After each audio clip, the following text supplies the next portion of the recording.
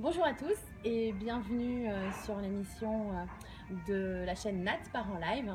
C'est une émission particulière aujourd'hui parce que dans cette émission passe l'inspirateur, l'émission qui déménage. J'ai l'immense plaisir de recevoir Julien Musy qui m'inspire. Donc j'avais envie de partager avec vous et peut-être qu'il vous inspire aussi. Salut Julien. Salut Nathalie. Je suis ravie de t'accueillir aujourd'hui parce que tu es un jeune entrepreneur ultra talentueux et inspirant. Parce que je suis, pour la petite histoire, je suis Julien depuis 3 ans. On a fait la même école de coaching il y a quelques années, lui et moi. Et il est passé avant moi dans cette école et il avait déjà impacté les gens. Et c'est comme ça que je l'ai connu parce que du coup, il parlait de lui. Alors je me suis intéressée à lui et du coup, depuis, je t'ai vu évoluer, mais de fou quoi. Et surtout, j'ai des questions à te poser sur ton mindset, si tu es OK avec ça. D'accord. Alors, moi, ce qui m'intéresserait, c'est de savoir quel est le déclic dans la vie que tu as eu qui a fait que tu es tellement fan et tu es tellement aligné sur le fait de travailler sur toi, sur ton mindset, tout le temps.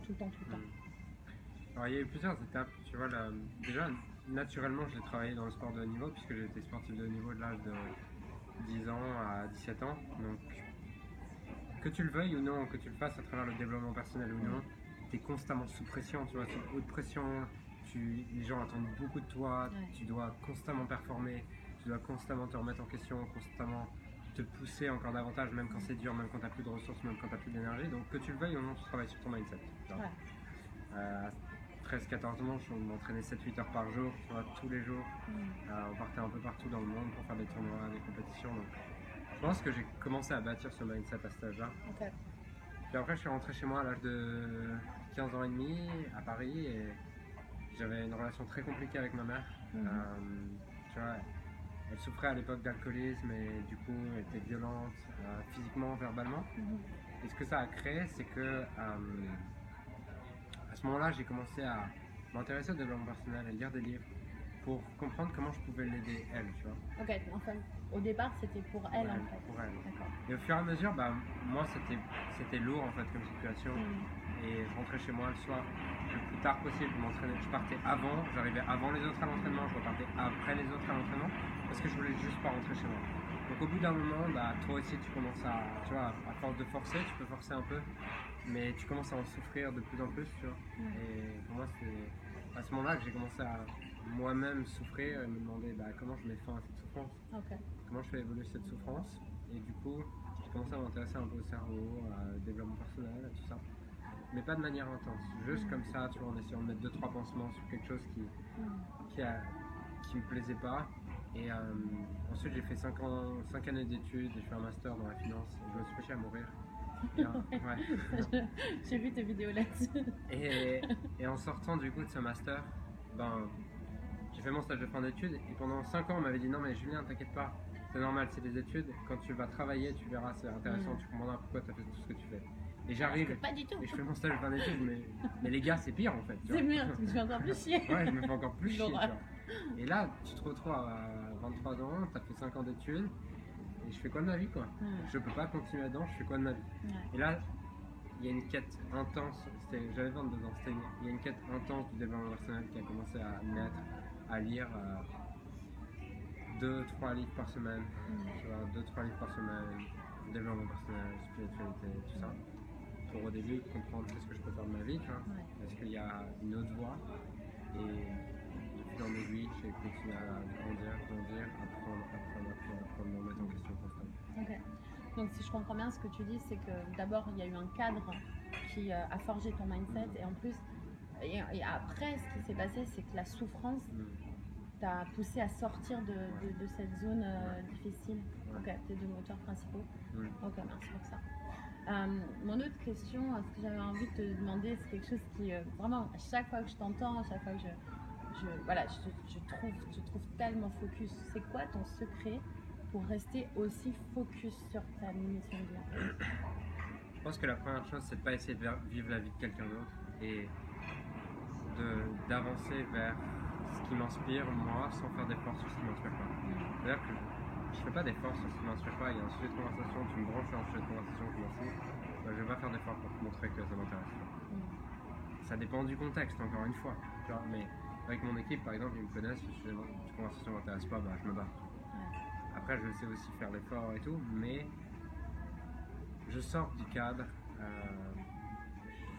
J'essaie de me détacher de jour en jour des étiquettes, des préjugés pour aller chercher ce qui m'inspire vraiment moi, tu vois, pas ce qui est censé être inspirant pour les autres.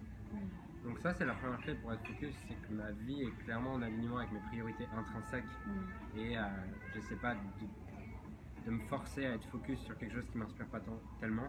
Et quand tu fais ce qui t'inspire réellement, personne n'a besoin de te rappeler d'être focus, tu vois.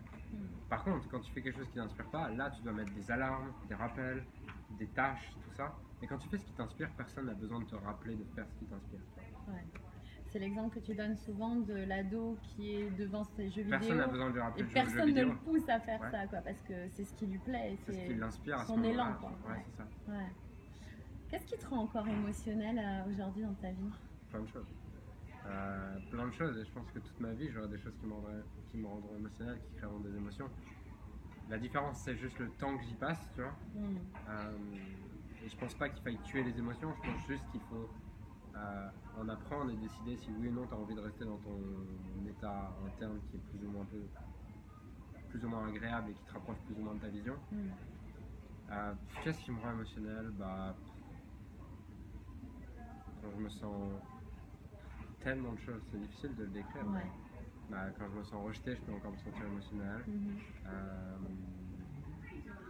Récemment, on s'est séparé avec mon ex, tu vois. Au début, c'était ok. Et après, il y a eu différents éléments qui m'ont vraiment réveillé des blessures en moi et qui m'ont rendu énormément émotionnel.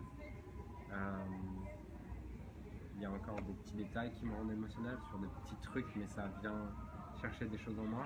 T'as réussi à avoir le recul nécessaire pour travailler ça en conscience, pour avancer sur ces étapes parce que c'est les étapes du deuil un peu, hein, ce que tu as traversé. Et tu as réussi à garder ce recul nécessaire. Okay.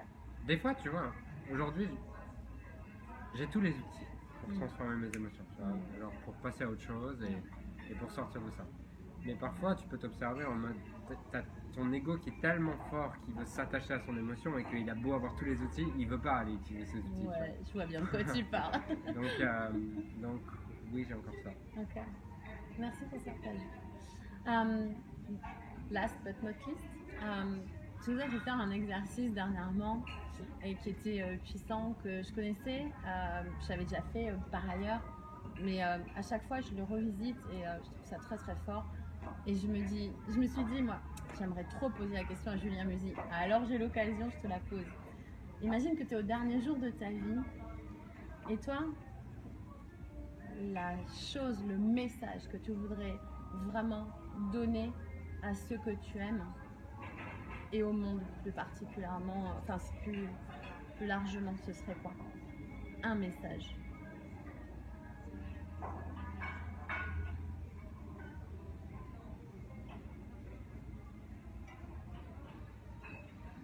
Rappelle-toi que chaque instant de la vie est là pour toi, pas contre toi. Yes. Merci pour ce beau cadeau, Julien. Ça me touche profondément. Ce mec-là, il a 27 ans, c'est ça? Non, 26, même pas. Il a 26 ans.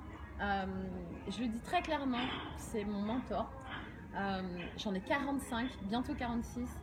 Je suis dans une grande humilité par rapport à ça. Tu m'as mis des claques de fou, des claques bénéfiques qui font vraiment du bien. J'aime grandir à tes côtés et j'ai envie de vous dire une chose, c'est que la valeur n'attend pas le nombre des années. Cet homme est inspirant. Quand je suis mon coming out, quand je me suis inscrite à ta formation dans Leader de ton marché, je pensais venir trouver une formation en web marketing. J'avais envie d'inspirer le monde et d'amener mon message à plus de gens, et c'était pas en faisant en one-to-one, en séance, ou même dans mon école, l'Académie psychocorporelle intégrative, où je prends des groupes d'élèves, que je pouvais impacter largement. Donc c'est ça que je suis venue chercher, du web marketing. Mon Dieu, comme c'est pas du tout ce que j'ai pu trouver. J'ai trouvé ça, mais tellement plus. Et vraiment merci pour ça. parce que je grandis de fou depuis que je suis dans Leader de ton marché. Et c'est pour ça que je vais continuer avec toi aussi, au-delà, parce que merci, mon âme te remercie vraiment du fond du cœur. Et là, plus particulièrement le moi incarné, là, te remercie d'avoir partagé tout ça avec moi, avec ma communauté. Merci infiniment, Julien. Et keep on. Merci à toi. Merci beaucoup. On vous fait des gros bisous. Yes. À très vite pour d'autres personnes inspirantes et qui, j'espère, vous inspireront à briller aussi. Bisous, cœur sur vous.